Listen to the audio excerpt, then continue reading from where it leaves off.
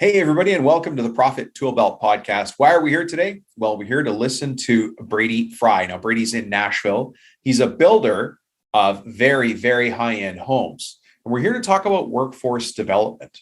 Now, that might mean different things to different people. You're going to hear Brady's take on workforce development, how he uses it in his company, and how he thinks you should be using it in your company. Now, he and I had a pre-interview where we talked about a whole wide range of things. And I have a feeling today is going to take that same track. We're probably going to weave in and out of some interesting stories, anecdotes, and observations that Brady's had over the years. And I want you to take away some lessons from today that you can apply in your own business. So with that said, let's get to the episode. Mr. Brady Fry, how are you? I'm great. Glad to be here, Dom. I'm glad to have you here. Thank you very much for inviting me. Yeah, well, I'm kind of used to watching you on Instagram because I originally found you on Instagram. I was watching some of your videos as you walk through homes. And so it's kind of interesting that I ask a question and you answer, because usually you're just talking at me on Instagram. Yeah, I'm talking to a camera. Well, I am very active on Instagram. I'll be honest with you. I don't love it. I don't enjoy it, but I think it's important. And I think it's a new world out there. We have to be telling our story, showing our customers who we are, what our values are. And Instagram is a great vehicle for that. So I think it's more necessary, to be honest with you, that I would say I have a love for it. I'm really not trying to influence anybody per se. I want to be in the conversation, and I want to be where business takes place, right? Where people make business decisions, how they interview and get to know a builder. A lot of that happens before they ever pick up the phone and call us. So I always say, hey, I'm trying to keep these 35-year-old builders, you can stay in my wake. I don't want to take my business away by having a compelling Instagram story. So yeah, I guess that's my motivation. Well, maybe we'll come back to Instagram in a minute, but let me start with a very important question, Brady. Yeah. Brady, who the heck are you? And how is it a guy like you comes to be talking to all these forward-facing contractors all around the world? Yeah, well, like I said, Brady Fry, my company's Fry Classic Construction. I'm in Nashville, Tennessee. I've been building since the late 90s. So I'm over 20 years kind of into this crazy, exciting business. I've loved it.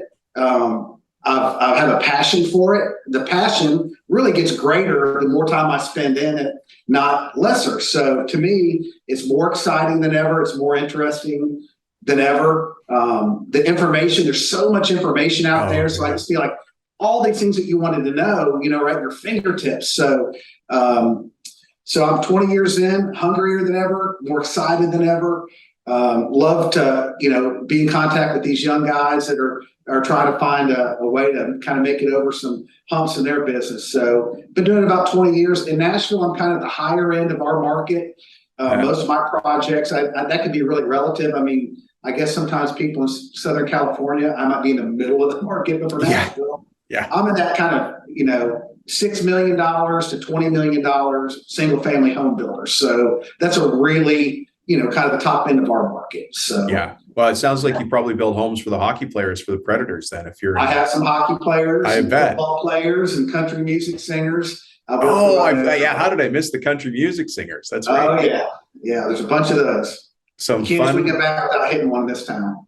Yeah. Well, you had to, when we did our original interview, you had a couple of guitars in the background. Do you play? Yeah. I do play. I love music and that creativity. I've talked about kind of how music has informed who I am as a builder. I'm a very creative person. And when I work with I'm working with some of the top architects, designers, landscape architects in the country. And I think they realize and appreciate that I'm a creative person.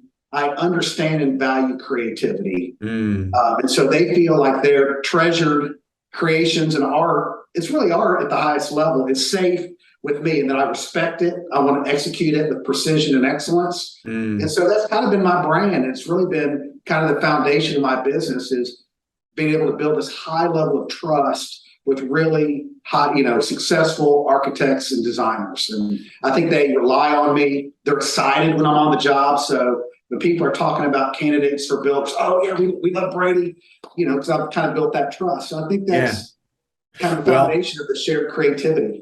Well, trust goes back to Instagram. I mean, we're not here to talk about social media today. And I think you've got a couple of kids. What do your kids think that you've got an active Instagram account? You probably look over their shoulders at theirs.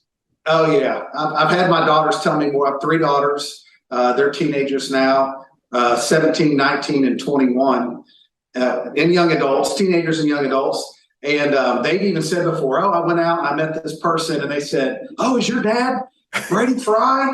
And I said, "Yeah." He goes, "Oh, I follow him on Instagram." So That's great. it was just kind of funny.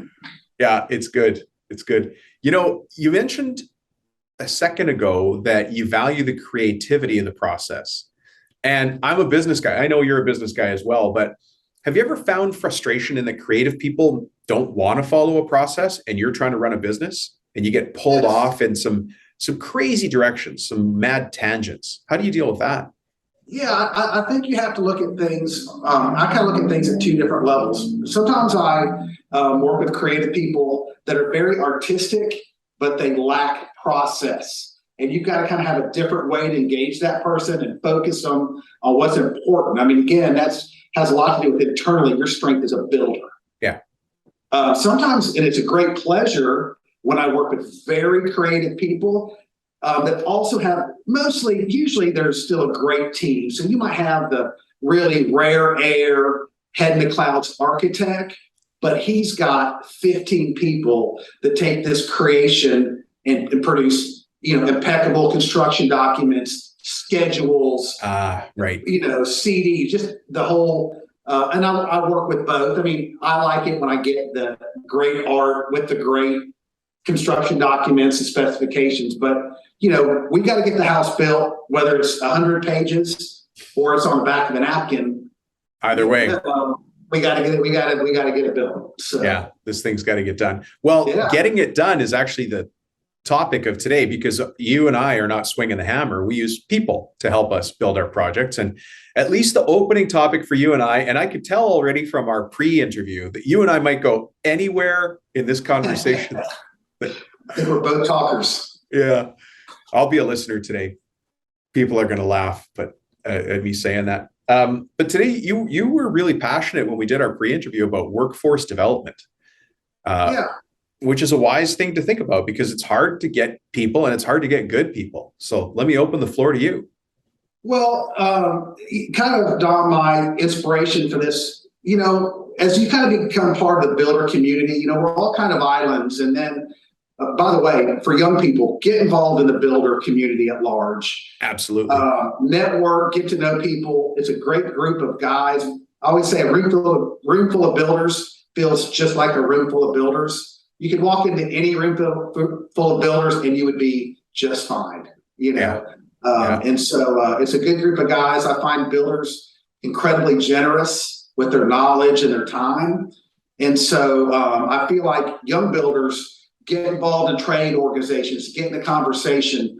And when I got the conversation, you start hearing about not just my little kingdom of Fry Classic Construction, but what's happening on a national level and what do I need to know about? I mean, Dom, I didn't know 10 years ago that there's a housing shortage. I wish somebody would have told me. I might have made some better decisions, but I was like, hey, I got 3 or 4 houses. They're paying my bills. Yeah. Instead of going, hey, so know what's going on in your industry. I think it's really important. Get to know leaders in your industry. It's great to have the friendships. It will bring a lot more joy into what can be a lonely business. It will really inject a lot of information a lot sooner. Again, guys will hand you things that they spent decades in some instances preparing, and they'll go, "Oh, here it is. This will be 10 years. Here you go. I'll email it to you." It's just a side comment or a side conversation can completely change the way that you run your business or make the next decision. And I encounter this all the time. You probably do too. You look at a conference that's coming up or a trade show, and you think, "I don't know if I don't want to travel all the way to New Orleans for that show."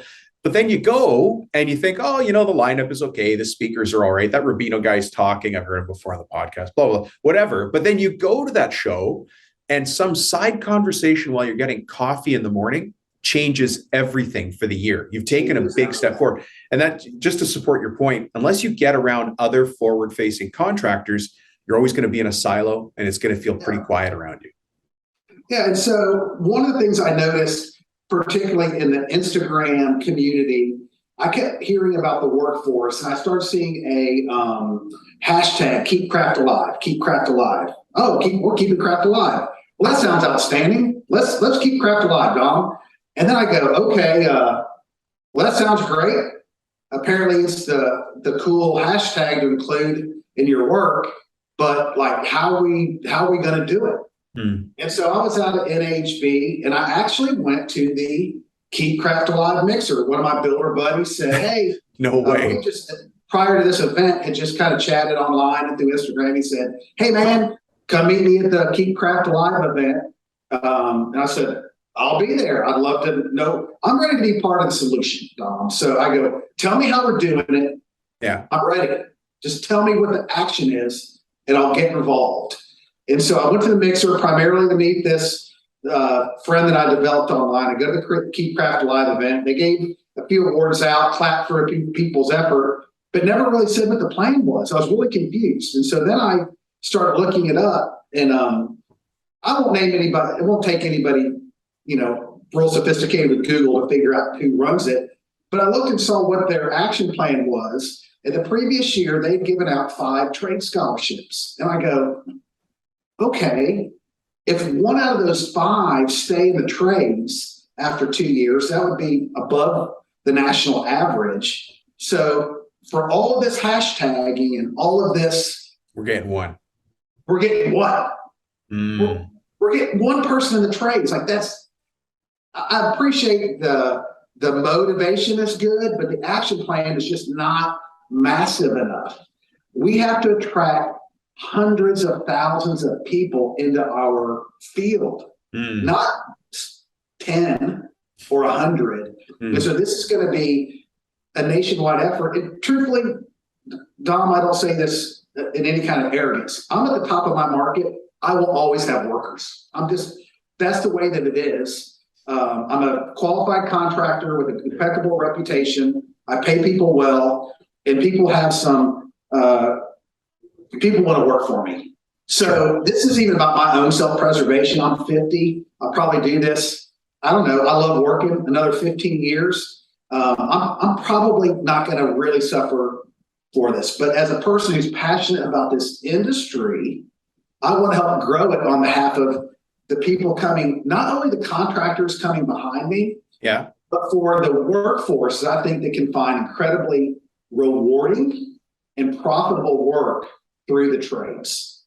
So I think we can bring those contractors who are going to desperately need these people, and these people who have said, hey, the trades isn't cool, or they don't get it. They don't realize. It's not software. Yeah. My mom won't be proud of me because she wants me to be an engineer, a doctor, or a pharmacist. Exactly. And so I think it can work for everybody. The contractors are going to have it.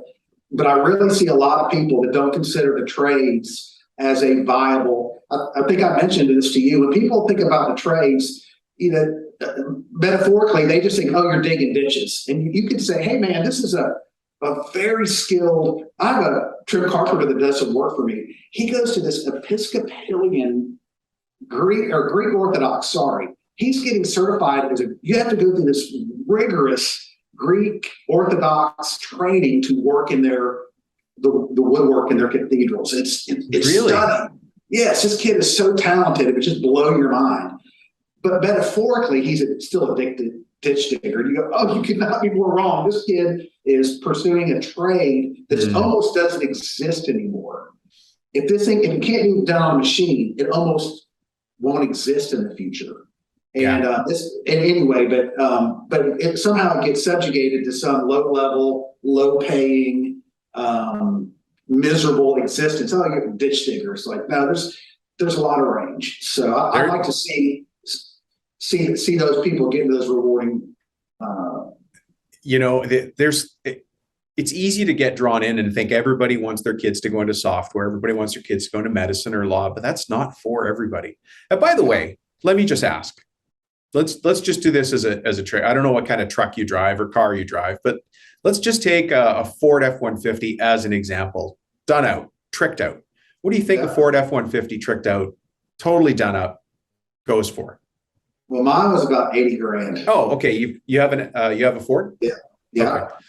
Let's not get into the Ford versus the import market conversation. Yeah. That's an $80,000 car. Well, when you're at the parking, when you're in traffic and you look next to you and there's a Porsche or there's a Range Rover, that thing's 80 grand, maybe a little bit more, but you're still in the same range. But why do we look at a pickup truck as if it's less than the Range Rover? People assign weird statuses to different values, and at the end of the day, I mean, I don't even want to. I think there's so much in the trades besides just the money. But the truth is, there's a hell of a lot of money, to be honest with you. And there's freedom. a hell of a lot of money to be made, and freedom. Not some guy hovering over you going, "Hey, 7 means 7, not 7:05," or "Hey, I need to go to the bathroom." A lot of autonomy. There's a great, back to Instagram. There's a great Instagram feed, if you're not following it. It's called That Tile Chick. And Shannon left a corporate job and and she's really great at articulating her journey from corporate America. She sets tile. She's happier. She has more freedom. She makes more money. Her and her boyfriend, they may be fiancés now, but they've created this incredible business together. And she just does a great job of, hey, she's been in that corporate world that has some steam to it, and go, hey, I'm making, just great at articulating why somebody would want to go from corporate America to the trades. I might have to have her on the show. She's outstanding. What's different than 5 years ago or 10 years ago or even 5 years ago is that podcasts like mine and having you as a guest didn't exist.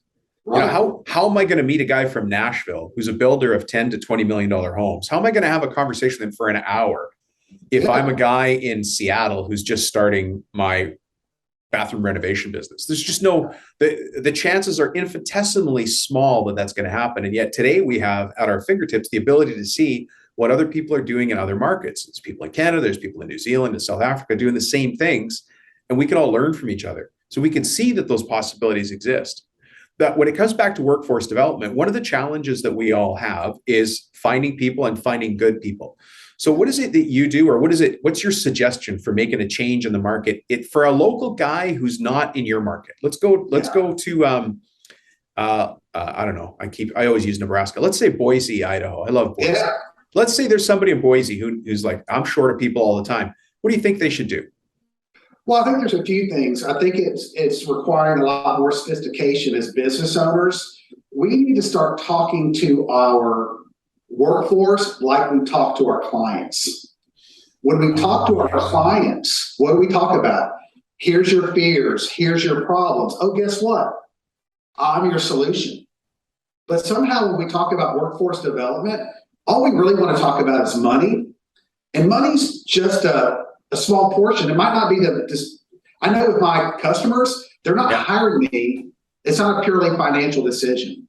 And so what we need to do, one of the businesses, it's one of my big vendors. They moved outside of town and they're trying to recruit. And I said, hey, James, don't talk about just dollars an hour, because if we relegate our business to who's going to pay the most, then next person offers them $1 more, they leave. But why don't you talk to some of these people and go, hey, listen, we've relocated our shop to about 25 minutes outside of Nashville. And the great thing is, you're going to be a renter in Nashville. You can actually move to this great community and be a homeowner. Yeah. And actually, if you'll put in a year, I'll even fund a down payment for a home in this community. And now you can rise the tide of equity, home ownership, all of it. You're 20 minutes. If you want to go in and catch a hockey game or eat at a great restaurant, it's 25 minutes. It's 20 minutes. That's not bad. You know what you're impacting there, Brady, is something that I think about a lot. And I try to remind people to think about, which is the conversation at the dinner table when they're talking to their spouse. Let me just say their wife. When they sit at the table and they go, I think, honey, we finally got the job we deserve. This company cares.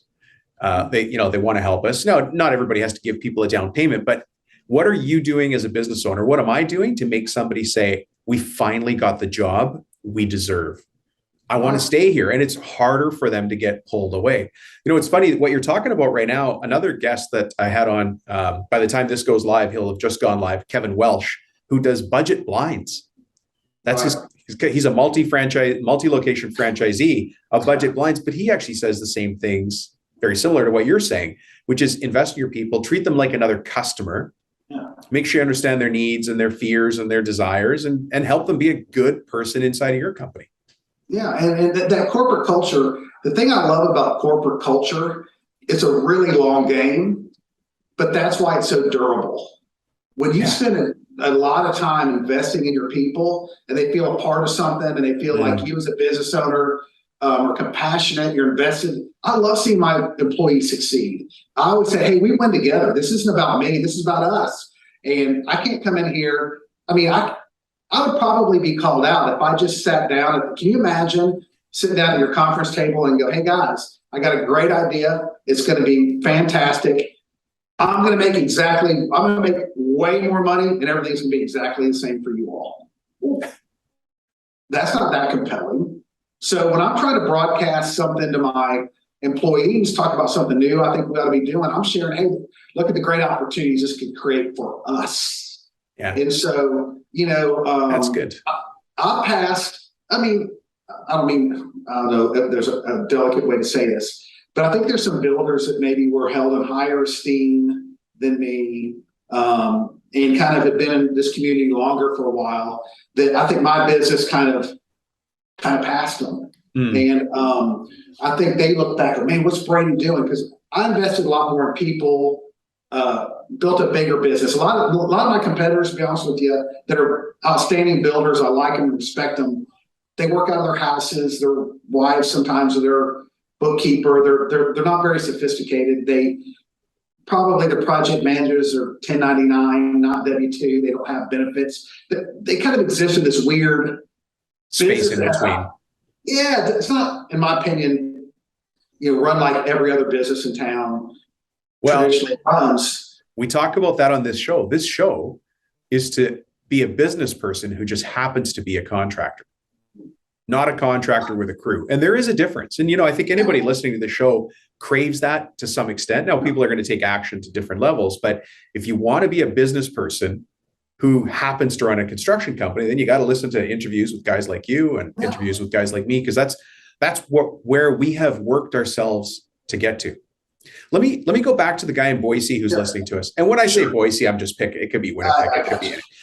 What do I do to generate interest in my local market so that I can develop a workforce who comes to me or that stays with me? I'll let you take that in either direction.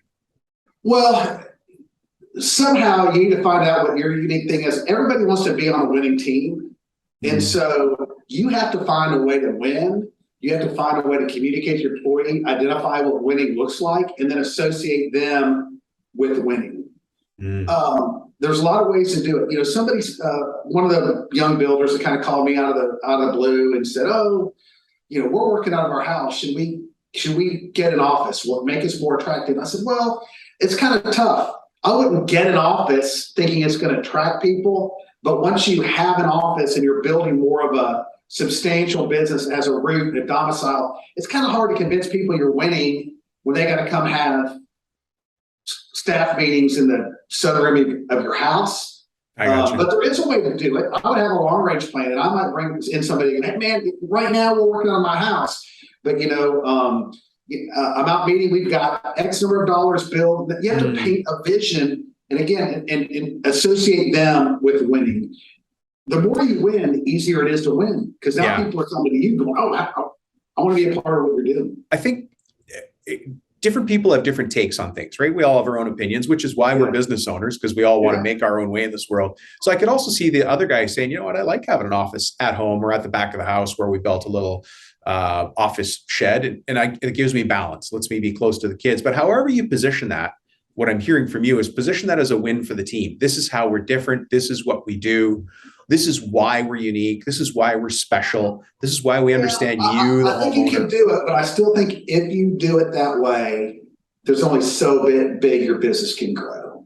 And that's what and again, us having a office, again, there's no magic to it, but it's how we build that culture, because and again, I guess if you could congregate anywhere, maybe you congregate in a WeWork space, those places you can rent all those things, but somehow you have to find a way to bring your team together, build that rapport, that relationship, that caring about each other.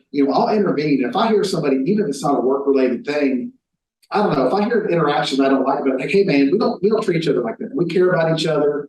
We're compassionate about each other. We care about each other's lives. This thing exists it's bigger than just getting a house done. And it's very interesting that you talk about culture with such passion, because culture is, people can think about culture as exactly what a guy like me would talk about. Oh, he's a business coach. He's going to talk about leprechauns and Lucky Charms and unicorns. But a culture is going to be run inside your company either by you as the owner or by somebody else on your crew. Yeah. And it's the glue that holds your business together or tears it apart. So I'll put a challenge out to anybody here. If you've got a cancer in your company, if you've got that one or two, if it's one person, it's going to be two before you know it. If you've got somebody who's whispering at the water cooler or over at the compressor, I hate this, and why does he always do that? That's going to tear your business apart from the inside. And that's why we call it a cancer. As a leader, you're going to need to go fix that, or I'm just going to call it as it is. That person has to go find somewhere else to work, because this is my company. I'm responsible for all the people on this team, and we can't have somebody negative in the huddle every time we get together for a huddle. And by the way, I was using a football analogy there. Yeah. I know you and I don't love, might like different sports, and I'm certainly not a football expert, but could you imagine coming back to a football huddle after every play and somebody goes, well, that was dumb, I got tackled again. And then back, we go to do a play, he comes back, and we're like, I got tackled again. How come you guys don't call a different play? Well, that guy's going to be on the outside of that team before you know it. Right? Yeah, that's the wrong culture.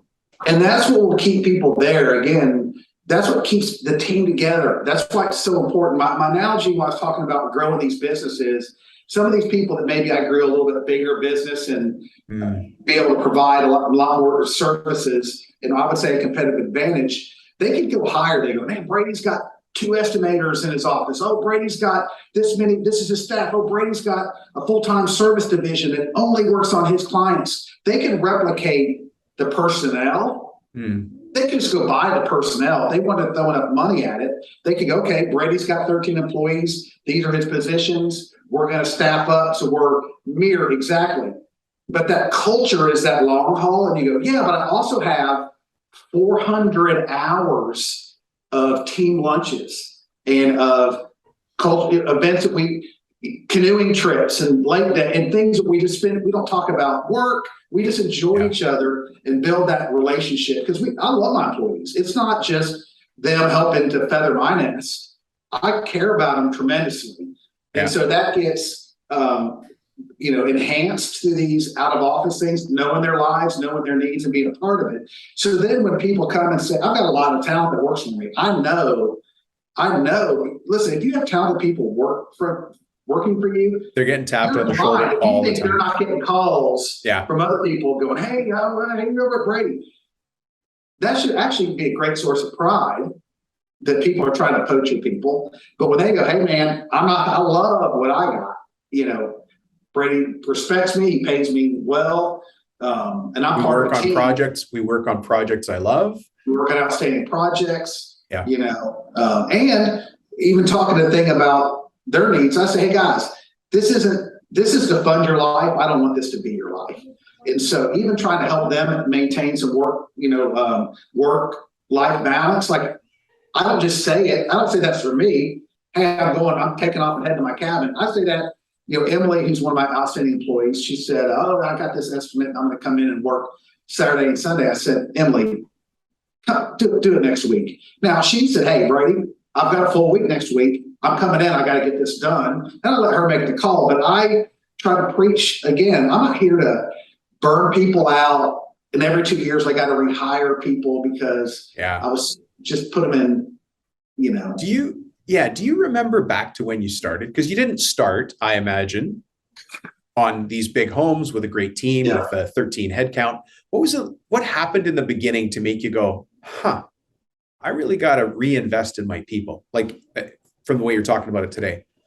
Yeah, I would, when you initially have a dream about anything, you don't know how you're going to get there. I would see there's a builder I really looked up to, and I go, man, this builder, I don't know how he does it. Like, he'll have 5 projects going on and they could all be published they're so beautiful and they're so, well done. And he's got the best subcontractors.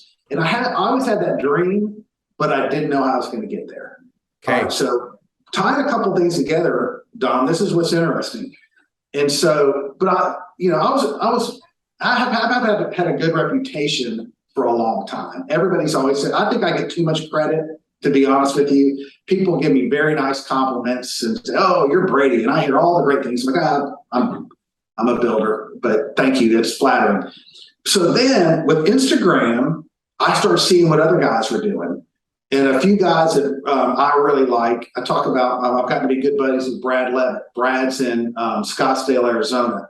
And I was like, man, this guy, I really like what he's doing. He's got a lot of big projects going on. At the time, I had my hourly guys. So I had a handful of my field guys, but I was still basically me and one other person. And I had like a bookkeeper that came in the wee hours of the night. We never even saw each other to, make sure that I didn't, overdraft the bank accounts. But, and I started seeing what Brad was doing and I got to know him and I had nice work going on, but my business was much smaller. Mm-hmm. And so, and I've said this to Brad, I've been on his podcast and I've told him this and I was like, I flew out, or he was in Nashville, and he looked me up and we connected and we started talking. I was like, man, and no disrespect, Brad is a very bright person. But when I met Brad, I also was like, hey, this guy's not that, he's a smart guy. I could do that. Yeah, I could do that. I'm a smart guy and I'm in a good market. And so this is going to sound really competitive, but it's how it is. So I'm playing golf with Brad and I said, Brad, I probably was doing about 17 million a year then. And I was pretty proud of it because, I said, Brad, how much are you going to do this year? And he said, I'm going to do about 30 million. And I was like, my next goal was, and I haven't hit it yet, but I'm like, I'm doing 30. And people are like, why did you choose 30? I was like, because that's what Brad's doing. And like, if he can do it, he can do it. I can do it too. I can do it too. We're just both smart guys and hard workers. And so that's all it was. And I saw Andrew Patterson, who's out in Newport Beach, California. I mean, Andrew's just a juggernaut, man. The guy is super bright. He comes from a Silicon Valley background and, he just has a much more sophisticated business. And I just said, I want to build that. I don't want to be a guy working out. And again, I don't mean any disrespect to your fans in Boise, Dom. I want to encourage people, but all I want to say is you can grow this as big as you want to. The governor of our state in Tennessee is a master plumber. And he probably has $150 million a year business now. Lead company, you can look it up, 150 million, that might be low, but it's over $100 million business and started out as a master plumber and has 100. People overlook the trades all the time, and we probably do it to ourselves as well. And I've said this a million times, the Roman roads were built by contractors and subs. Yeah. The pyramids, I mean, I think they had some problems with labor there that we can't do, but contractors and subs, the Great Wall of China, contractors and subcontractors. Yeah. The boats that brought your parents, your family over from the old country to here, built by contractors and subcontractors. Why are we trying to reinvent the wheel? Yeah. There are systems, simple systems for business. And so I get it that sometimes we backed into the business. You became a painter because you thought I got nothing else to do. And my girlfriend is suddenly very heavy with child. I had better start a company, right? We all get here a different way, but you don't have to reinvent the wheel. So what I liked what you said there, which is interesting, is if you're in a foot race, if you're running a race, your competitor is only the guy that you can see ahead of you. Go catch him or her. And then once you pass them, your competitor's the next person. So you've set yourself up to say, well, my measure of success, as the way you see it, is that I want to be like Brad, or I want to be like the other gentleman's name. I missed you said. Andrew Patterson. Yeah. And somebody else might say the same thing. We each set our own goal for what that is in our own scope of work, but set that goal, hang around those kind of people, be more like them, even if your goal is to do more mission work or more social work in coaching softball, things like that, whatever it is, but set that goal and then work to it. Well, all the things that, you're a coach and you hear people talk about coaching and goals and work-life balance, you can do it all. I mean, I know plenty of guys that want to go, hey, I want to work 5 days a week. I want to be off. Then I want to go hunt, fish, participate in sports in my kids' lives. That life is available for you in the trades. Then I see guys that say, "Hey, man, I'm hungry. I'm a entrepreneur, and I want to grow a business." You can do it, Dom. You can do it in anything. Like people will look at general contractors, and because I build these big projects. I mean, that's what our business is great. It's so physical. You go, well, there it is. Yeah. That's what $10 million looks like in Nashville. But there's guys that are making 7 figures with window washing businesses. One of my very good friends does that. Yeah. Yeah. 7 figures. So you go, hey, it's not really about where you plug in. All of those things that we talk about that are available to you that, hey, listen, I like to have a work-life balance, or I'm an entrepreneur, or I'm a leader and I can assemble, build teams and consensus and sell. The leaders will emerge. The leaders, so you might go to trade school, but then the entrepreneurs start emerging in the trades. And the guy who went and got this electrical HVAC certificate, HVAC, plumbing, some of those guys get in 5 or 6 years and go, hey man, I think I could buy the vans and put my buddies to work. And so that's out there. So all those things can be acknowledged in our business. How much do you invest in yourself, or time, or money, however you look at it? But how much have you invested in your own personal improvement or self-improvement? Do you read books? Do you take courses? Do you? Yeah, I do a few things. One, I have 2 coaches. One, a business coach, and one, a fitness coach. And the fitness coach is more new because the business. I kept setting these goals for myself, and I realized I couldn't do them on my own. So I said, I got to have accountability. I have to have somebody that's more sophisticated in perspective. So I have those 2 things. One of just the habits that I've gotten into, I like to listen to podcasts or books on tape during the business day. So I don't listen to talk radio or music or things that can kind of get me distracted. I listen to podcasts. And again, you can listen to a podcast. It's just that one nugget. We've hit a bunch of topics. It's interesting. I've been on several podcasts, and I'll get emails. Hey, Brady, that one thing you said, I'd like to know more about that. Or man, that helped me connect a dot that I was really struggling to connect. And I get those all the time. I mean, that's not just, again, I don't know it all. Yeah. I love to listen to podcasts, and we talked about I don't want to run off on ancillary business that I've been looking at, but I listened to your podcast, the cabinet profit system, and ordered you had the guy from Wisconsin that redid the version 6 of the modern cabinet making. And I thought, well, the whole curriculum's right here. I'm not going to try to build this curriculum. I'm going to go get this guy's curriculum. He's already done it. Yeah. And I might have been sitting there going, oh, this business, and I got to come up with this training. He's already done it. And I heard that on a podcast. It saved myself potentially hours and hours and hours of effort. The guy goes, I've already done the curriculum. $200, it's yours. So, and he's a brilliant instructor. He knows curriculum. He knows adult learning. He knows how to break it into.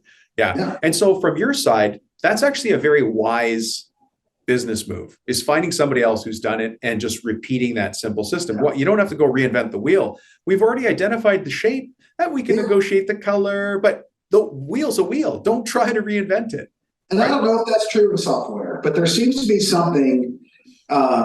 I really haven't, for all of the bad rap that sometimes contractors get, I really don't. Most guys I meet in general contracting, the trades, are overwhelmingly great people. I mean, I just meet so many kind, generous people. Another thing I will say for young builders, man, find a mentor. Every 30-year-old builder in Nashville calls me, and I really enjoyed it. But when I was 30, Dom, I was too insecure. I thought, well, why would the experienced contractor want to tell me anything? He's busy. Yeah. And I found it really rewarding for me. When the kids call me up, the younger builders, sometimes they probably think, I don't need to bother you. I really enjoy it. And they say, hey, can I take you to lunch? I'd like to pick your brain. And I'd say the same thing. I say, I eat lunch every day. That's a future leader. That's a future leader right there. That's, if you're open to learning, then that's obviously going to spill into the company as well, but you're always going to be learning and applying new things. If you're closed to learning, that's going to affect your business as well. Well, you should be open because it's all right there. Again, I learn all the time. I mean, let me go back to when I was playing guitar. There's a guy in my town that played guitar, and if he got in trouble, his mom would let him come over on Saturdays and play guitar with me. Then my learning was stunted because that's all I had. There's one guy in my small town that played guitar. Well, now with the internet, free. No charge.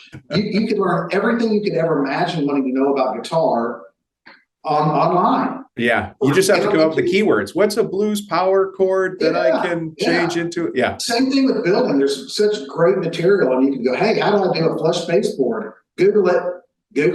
It's all Google video. I've learned more. I mean, it's just, there's so much knowledge. It's so easy to get. If you don't reach out for it, maybe you don't deserve to succeed. Because it's all right there. And if you're too busy to Google something and watch a 2-minute video, then I would say probably don't deserve it. You don't want it very bad. It's all right there. Call a guy like me and you. I mean, the people that listen to this show know I give out my cell phone number so that people can text me all the time. And guess what people do? They text me all the time. And then we get on a phone call and then we have a quick conversation. And sometimes that's the end of it. We just have a nice conversation with great people all around the world. How good is life right now when we could take advantage of this?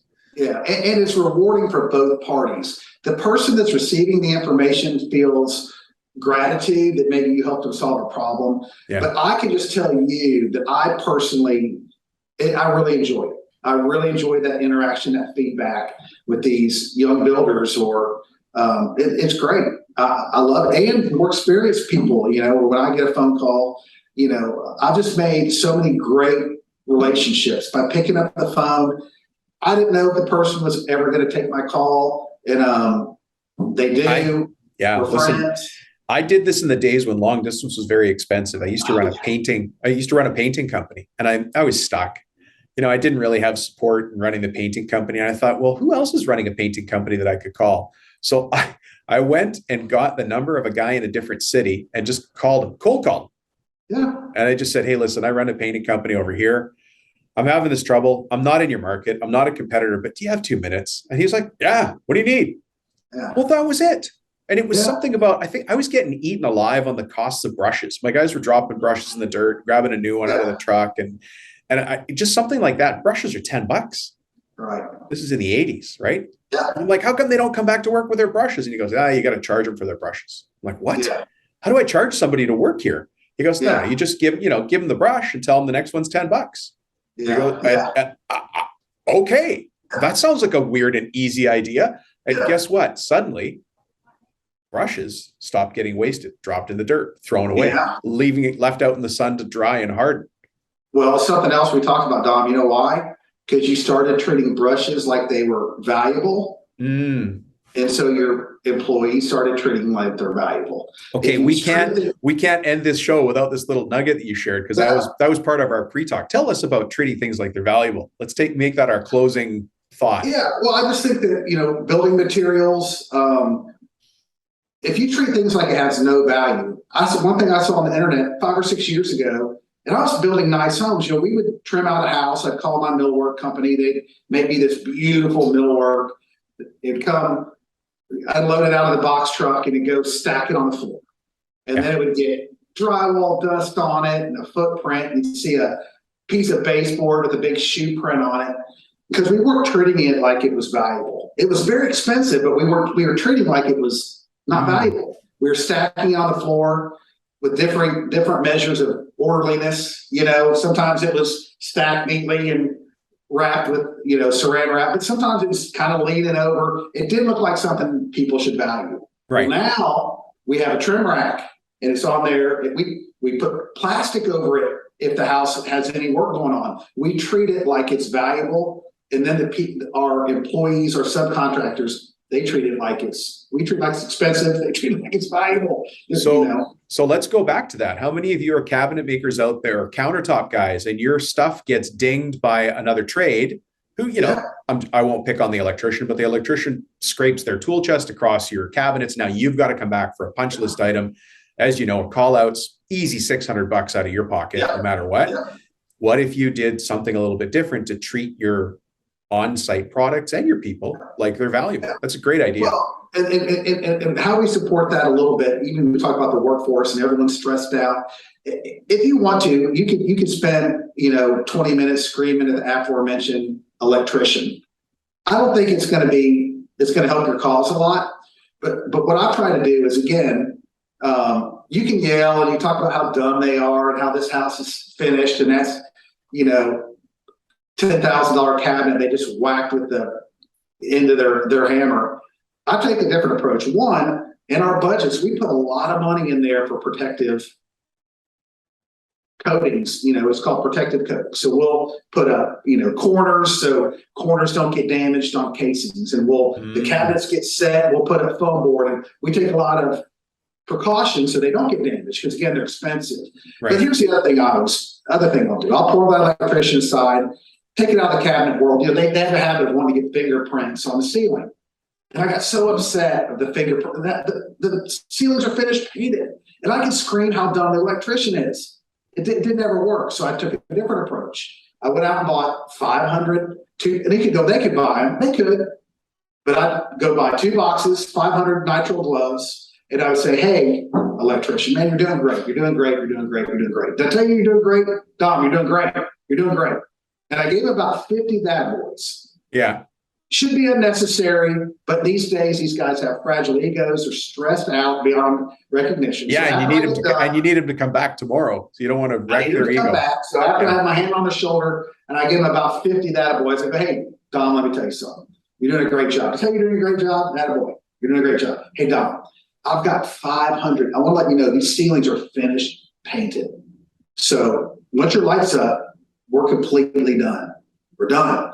So here's 500 nitrile gloves. If you go use all of those, I'll buy you another 500. If you could do me the favor, please be really careful. I don't want any fingerprints on my ceiling because it's finished. By the way, you're doing a great job. I started getting more results because, again, being a little more compassionate, endearing, I'm wanting to deliver, not disappoint me, other than come in and go, are you dumb? This is ridiculous. What kind of crap is this?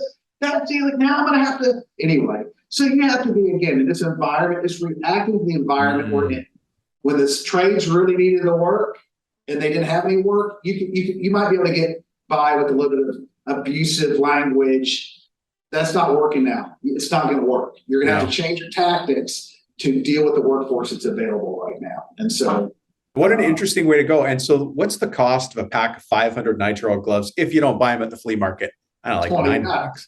I don't know. It's not very. Oh, you got to go to a different flea market. Certainly like $9 or $10. Infinitely less than painting one ceiling. I can tell you. Yeah. And then you get in that weird thing with your homeowner because they go, "Well, I'm not."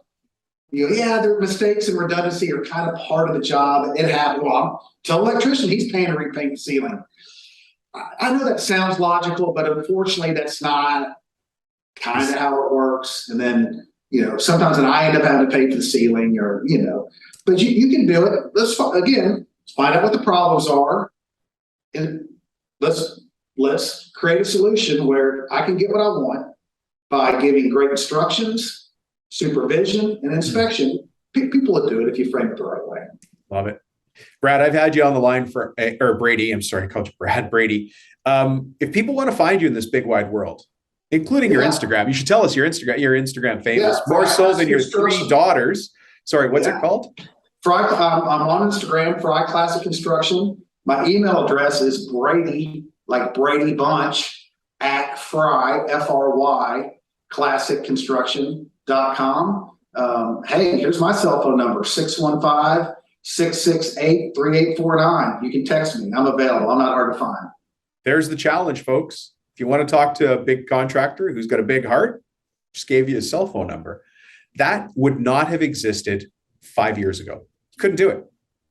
Yeah. You couldn't do it, right? That's why these podcasts are amazing. And the people who are at the forefront of technology, just by listening to a podcast and swapping out their brain time from listening to Burp Fart FM radio and switching it to listening to podcasts and then taking action, it's that information that drives you forward. Line up one a day. Think about that. Think about how big your knowledge base would be, Dom. You don't have to listen to it 3 hours a day, but if you say, I have a routine of podcasts, And I listen to them. I've got them. I mean, I'm missing a habit. I don't have to have a note anymore. And I get up on Monday, I jump in my truck, and I listen to Business Made Simple. It's a podcast I enjoy. Comes out on Sunday. Think about if you listen to 5 30-minute podcasts a week, how much greater your knowledge base will be. It's all right there for you. Love it. Brady, thank you so much for being on the show. I appreciate your time. Hey, my pleasure. Thanks for having me, Don. All right, man. Thanks. Bye-bye. Well. Thank you, Brady Fry, for being with us today. I told you that was going to be a wide-ranging conversation, and it was. So Brady's got a very interesting perspective on how to build the business. I like what he talked about today about choosing somebody who's a front runner and comparing yourself to them. Now, he was using money, and we always use money as a measurement, but maybe that's not your measurement. Maybe your measurement is something else. I don't know what that is. Make it something healthy. But I don't know what your measurement is. Maybe it's the amount of time that you get to spend with your family. Maybe it's where you have a lake house or the time to use that lake house. Maybe, as I said, it's charity work or mission work or reaching out or whatever your thing is. Whatever it is, it's valuable and it's yours.